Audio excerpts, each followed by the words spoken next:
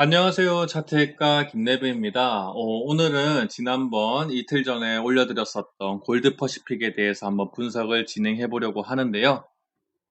어, 골드 퍼시픽에 대해서 이제 또 이틀밖에 안 됐는데 바로 또 분석을 진행하는 이유는 오늘 시간에 장중에 조금 이슈가 하나 나왔기 때문에 그게 호재인지 악재인지 한번 체크해보고 앞으로 어떻게 하면 좋을지에 대해서 한번 저의 생각을 공유해 드리고자 골드 퍼시픽을 한번 준비해 보았습니다. 자, 그러면은 골드 퍼시픽의 분석을 들어가기에 앞서서 일단 지수부터 한번 체크해 보고 가도록 하겠습니다. 왜냐면은 제가 최근에는 좀 지수가 많이 흔들렸었기 때문에 지수 보는 습관을 좀 들이고 지수가 좀 안정권에 들어오게 되면은 그때 돼서 좀 보수적인 마인드를 좀 해제를 하자라고 했었기 때문에 일단 어떤지 한번 볼게요. 코스닥 같은 경우는 제가 지난번에 월요일 날 말씀드렸다시피 일단 이동평균선적으로는 굉장히 중요한 자리들 다 사수를 했기 때문에 앞으로도 흐름이 괜찮을 거라고 봤어요. 가장 중요했던 거는 이제 마지막 남은 관문이 이제 이 구름대 상단을 뚫고 위에 안착을 하는 건데 오늘 마침 그것을 이루어냈죠. 그렇다는 것은 즉 코스닥은 살짝 안정권에 들어왔다라고 보시면 될 것 같고 조만간 이 박스권 상단에 해당되는 요 구간을 다시 한 번 더 도전하려고 가지 않을까라는 좀 생각이 들고요. 코스피 같은 경우에는 월요일 같은 경우에는 111선을 사수하지 못했어요. 그렇기 때문에 1차적으로는 111선을 사수하는 게 중요하고 그 다음이 21선을 사수하는 게 중요하다라고 했는데 그 다음 화요일 날 바로 이게 웬걸 112, 20, 33 뭐 다 뚫어냈죠. 다 뚫어내고 안착을 했고 61선에만 살짝 저항을 맞고 종가를 마무리 지었었습니다. 그리고 오늘 마침 61선을 뚫어냈고요. 그리고 볼린저 밴드 이 구름대 하단선에 살짝 저항을 맞고 살짝 밀린 감은 없지 않지만 어찌됐든 지금 현재 흐름 나쁘지 않다. 다만 얘는 코스닥처럼 지금 구름대 안에 들어오지도 않고 지금 구름대 위에 안착한 상태는 아니기 때문에 그래도 얘 코스피에 관해서는 아직 보수적인 마인드를 100%다 해제하면은 안 된다. 한 절반 정도만 해제하자. 한 절반 정도는 아직 보수적인 마인드를 가질 필요가 있다라는 것을 말씀드리고 싶고요. 얘도 아무래도 이제 코스닥이 아까 이제 상단을 이제 뚫고 그 도전할 가능성이 높다라고 했잖아요. 그 힘에 힘입어 가지고 같이 이끌려져서 올라갈 가능성이 좀 있거든요. 만약에 이끌려져서 올라가게 된다라고 하면은 일단 1차적으로는 요 위에 안착하는 게 중요할 것 같고요. 그 다음에는 얘도 마찬가지로 박스권 상단을 한번 뚫어내기 위해서 도전해 보려고 하지 않을까라는 생각을 해봅니다. 근데 이게 당장 다음 주 목요일, 이번 주 목요일, 당장 내일, 그리고 모레 바로 이게 시도되지 않을 수도 있어요. 살짝 죽였다가 갈 수도 있습니다. 다만 중요한 거는 죽였을 때 우리가 힘들게 사수했던 21선 그리고 111선을 이탈하면 안 된다라고 하는 게 가장 중요할 것 같고요. 코스닥 같은 경우에도 21선 이탈하면 안 될 것 같고 그 다음에 웬만해서는 이제 구름대 위에서 조금 조정을 받는 게 좋은 그림이지 않을까라는 좀 생각은 해보겠습니다. 자, 그러면 지수에 대한 분석은 여기까지 하도록 하겠고, 결론적으로는 우리는 보수적인 마인드를 100%다 해제할 때는 아닌 것 같다. 한 절반 정도만 해제하고, 아직 심적으로 옛날에 항상, 한창 상승장에서 했던 마인드는 아직 가지면 안 된다. 라는 점을 좀 어느 정도 깔아두고, 골드 퍼시픽에 대해서 한번 분석을 진행해 보도록 할게요. 자, 그러면 골드 퍼시픽. 어떤 이슈가 있었는지 한번 볼 필요가 있겠죠? 어, 매매 거래 정지를 당했어요. 언제? 오늘 시간 외에 17시 24분에 매매 정지를 당했습니다. 이유는 뭐겠어요? 코스닥 시장 공시 규정 제37조 및 동규 정시행 세칙 제18조에 의거해가지고 정지를 됐고요. 이 말이 어려운데 그냥 쉽게 말해가지고 호재성 기사가 하나 나왔습니다.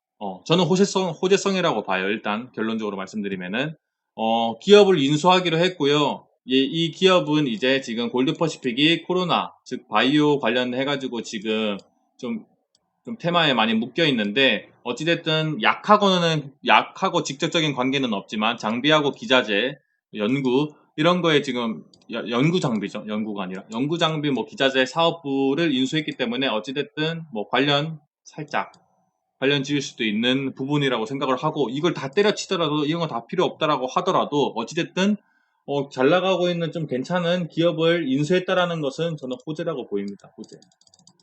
그렇기 때문에 이런 호재성 뉴스에 의해 가지고 좀 시간외일지라도 좀 주가가 위아래로 크게 흔들릴 수가 있기 때문에, 그렇기 때문에 이제 정지가 된 거고요. 내일 풀릴 예정입니다. 그냥 만료 이시는 장 종료 시까지니까 내일 그 장이 개시가 되면은 바로 이제 거래가 개시가 될 예정입니다. 자, 그러면은 골드퍼시픽 같은 경우는 지난번에 제가 월요일날 어떤 식으로 말씀을 드렸는지부터 살짝 집어두고 가도록 할게요. 월요일날 저는 여기서 위로 갈지 아래로 갈지는 모르겠지만 솔직하게 말씀드리면은 저는 아래로 갈 확률이 더 높다라는 식으로 일단은 방안을 제시를 해드렸어요. 왜냐면은 중요한 자리들을 많이 이탈했거든요. 이 강력한 상한가를 낼 때 강력한 거래량을 터지면서 상한가를 냈음에도 불구하고 이 시가를 이탈을 하고 또는 이 224일선에 이탈을 했다는 게 그렇게 좋은 시그널은 아니었기 때문에 이때 손절이 나갔어야 됐다라고 생각을 했었고, 그러면은 이 손절 친 사람들은 어디서 다시 잡아야 되냐? 얘는 좀 시간이 걸릴 거라고 보고 이때처럼 구름대가 좀 가까워지는 시점이 왔을 때 자연스럽게 구름대 위에 올라타서 다시 한 번 더 상승하지 않을까라는 예측을 했거든요. 그래서 한 1100원, 1200원, 1300원의 가이드라인을 줬습니다. 이때 정찰병을 보내고 이때부터 분할 매수를 들어가자. 1200원대, 1100원대 분할 매수를 좀 들어가자. 왜? 이 가격대에 CB 물량이 풀려 있으니까, 그리고 앞으로도 풀릴 예정이니까, 그러니까 그렇게 안내를 해드렸는데, 그래도 혹시 모르잖아요. 혹시 바로 급반등이 일어날 수도 있잖아요. 그렇기 때문에 급반등이 일어났을 때에 대한 또 안내도 해드리기는 했어요.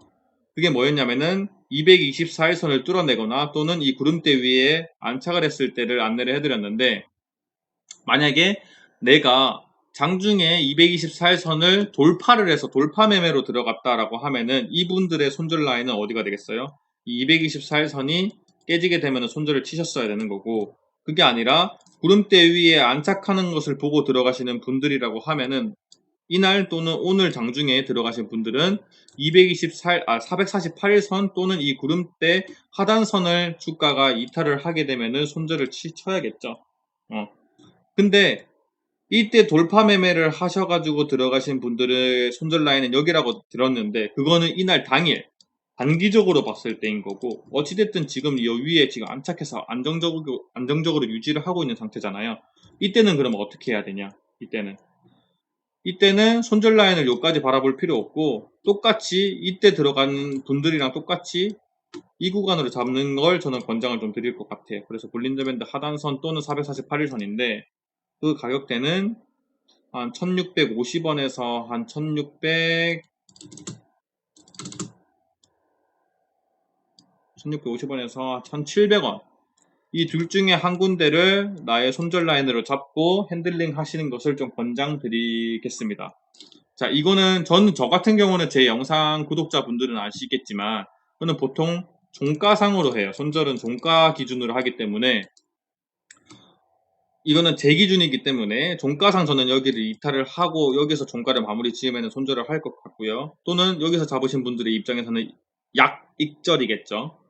할 것 같고, 만약에 나는 종가상 하는 게 내 스타일이 안 맞다. 너무 여기 종가가 여기에 되면 너무 큰 손해니까. 그러시는 분들은 장중 기준으로 가져가셔도 돼요. 그거는 장단점이 다 있는 거니까 그거는 본인의 스타일에 맡겨가지고 하시는 것을 권장드리고, 꼭 제가 말하고 있는 이 구간을 손절 라인으로 지킬 필요는 없습니다. 다만 손절 라인을 본인의 기준 하에 손절 라인을 설정은 꼭 하세요. 제가 선정한 라인이 마음에 안 들면은 본인이 마음에 드는 라인으로 꼭 한 개 이상은 선정을 하시기를 권장드리겠습니다. 네. 하나도 손절 라인 없이 주식 매매하시는 분들은 언젠가 망하게 돼 있어요, 진짜로. 손절 라인 주식에서 그 어느 것보다 중요합니다. 자, 그러면은 손절 라인에 대해서는 일단 안내를 해드렸고, 자, 그러면 이제 신규 진입하시는 분들은 어떻게 진입을 해야 되냐? 저는 내일은 관망하시기를 권장드리겠습니다. 만약에 내일이 생각보다 재미없게 흘러갈 수가 있어요. 또 생각보다. 그렇게 되면은 아까 방금 말씀드렸던 이 손절 라인이 이탈하지 않고 요 근처에서 만약에 눌러주게 되면은 그때 가서 진입을 하세요. 거래량이 많이 죽었을 때. 그때 가서 진입을 하세요. 금요일이 될 수도 있고요. 내일이 당장 내일이 재미없게 가면 당장 내일이 될 수도 있고요. 다음 주가 될 수도 있어요. 근데 너무 거래량이 많이 터지면서 위아래로 막 흔들리고 있는데, 예를 들면 오늘 오전 같은 경우 거래량이 막 터지면서 이렇게나 거래량이 많이 600만 주씩 1분 분당 막 600만 주, 200만 주, 370만 주 이렇게 막 터지는 와중에 진입을 하지는 마세요. 이 보시면 이 저점 대비 이 고점 이 1분 사이에 한 3, 4%가 왔다 갔다 합니다. 그렇기 때문에 여러분들이 굉장히 힘들 수 있어요. 사자마자 막 마이너스 3% 되면 되게 힘들거든요. 그렇기 때문에 거래량이 활발히 터질 때는 관망을 하시기를 권장드려요. 그냥 날아가더라도 배 아프더라도 어쩔 수 없어요. 리스크 관리를 위해서는 어쩔 수 없습니다. 관망하시기를 권장드리겠고, 혹시나 좀 재미없게 가거나 눌러준 상태에서 그냥 끝나게 된다라고 하면은 그때 가서 들어가도 늦지 않습니다. 다만 거래량 보는 것 중요해요. 거래량이 막 이렇게 엄청나게 많이 터지면서 이렇게 밀렸다. 이미 손절 라인 지났기 때문에 그건 들어가는 건 정말 바보 같은지 그때는 들어가시는 거 아닙니다. 그런 식으로 하시면 될 것 같고, 자, 그러면은 이제 신규 진입하는 분들에 대해서도 말씀드렸고, 지금 들고 계시는 분들에 대한 손절 라인도 안내를 해드렸던 만큼, 그러면은 수익은 어떻게 내냐, 수익은 어떻게 내는지에 대해서 한번 알아보도록 하겠습니다. 내일 같은 경우는 지금 오늘 종가 기준으로 상한가를 기준으로 봤을 때 한 2290원 정도가 내일의 상한가가 될 것 같아요. 2290원.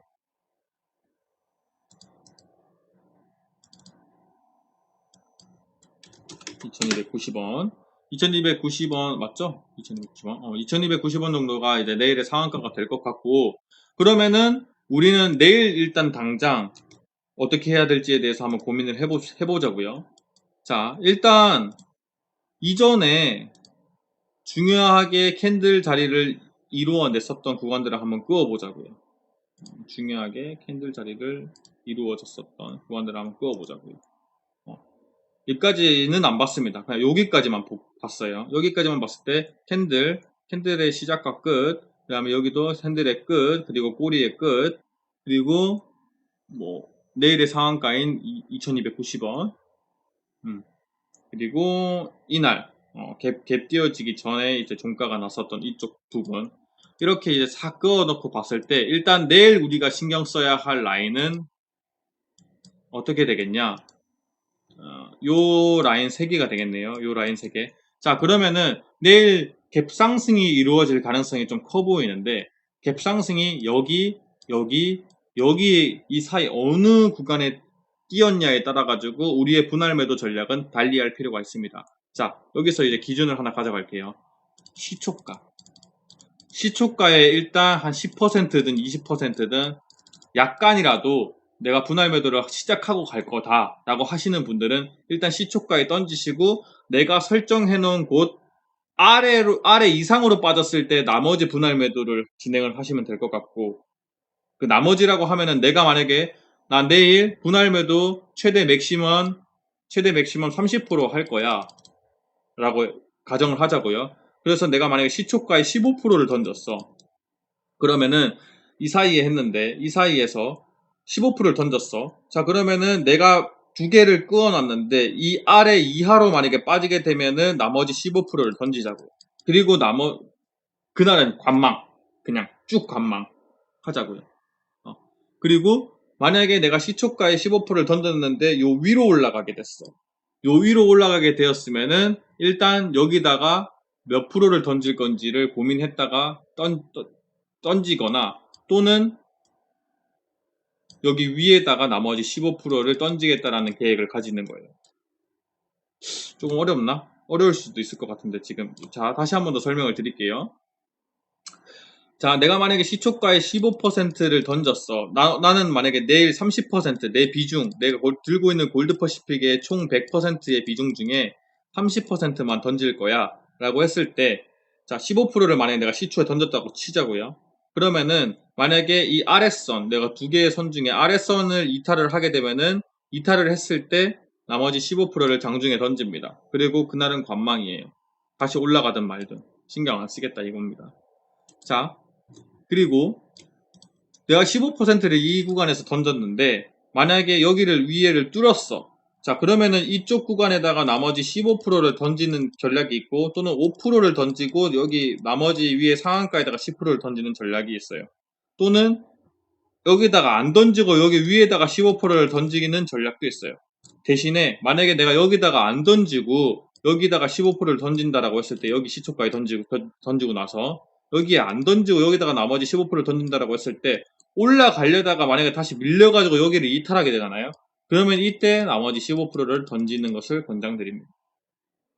또는 물량을 조금 소화해야 돼요.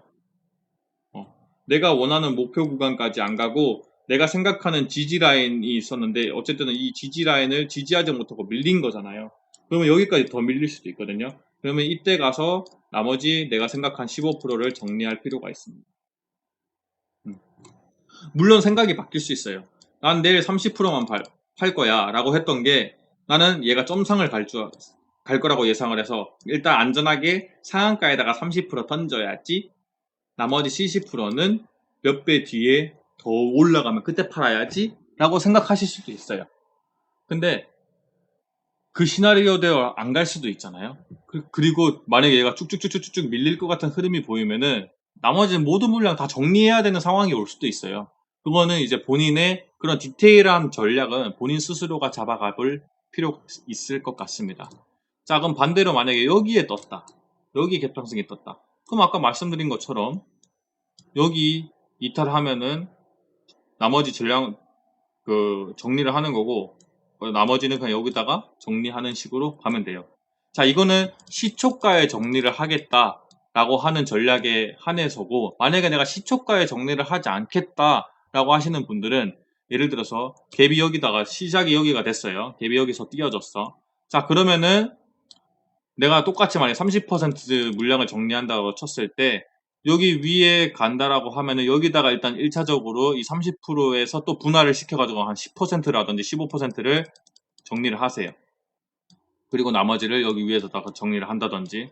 근데 만약에 여기를 가지 못하고 아래로 밀려서 여기를 지지해주면 다행인데 지지해주지 못하고 밀렸어.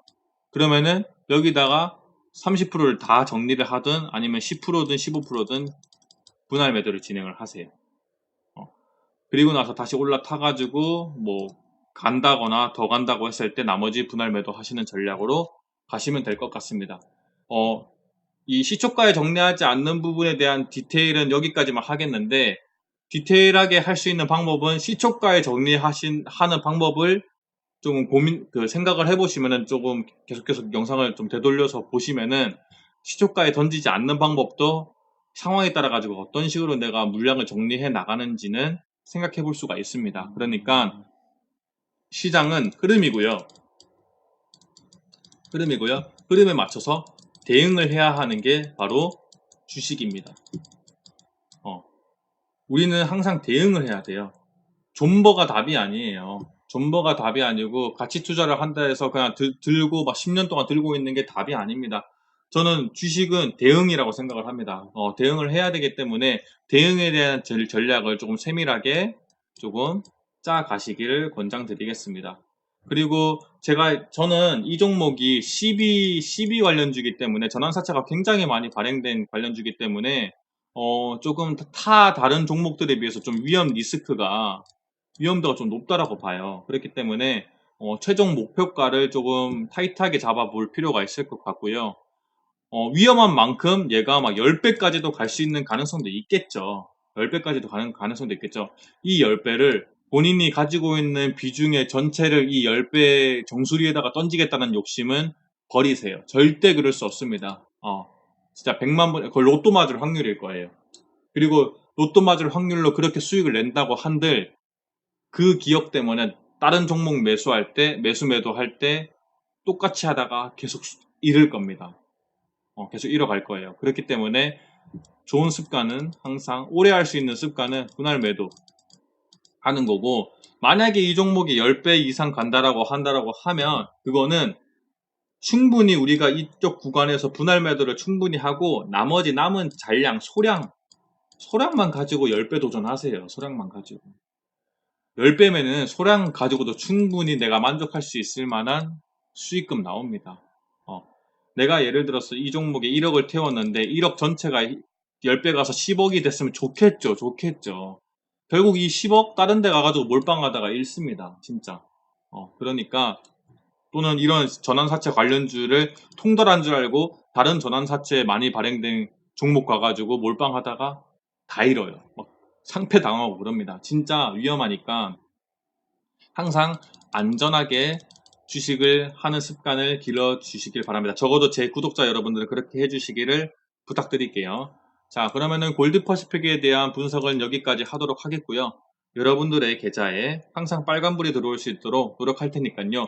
구독과 좋아요, 알람 설정 많이들 눌러주시고 주변 사람들에게 많이들 널리 알려주시기를 부탁드리겠습니다. 지금까지 차트액가 김내부였습니다. 감사합니다.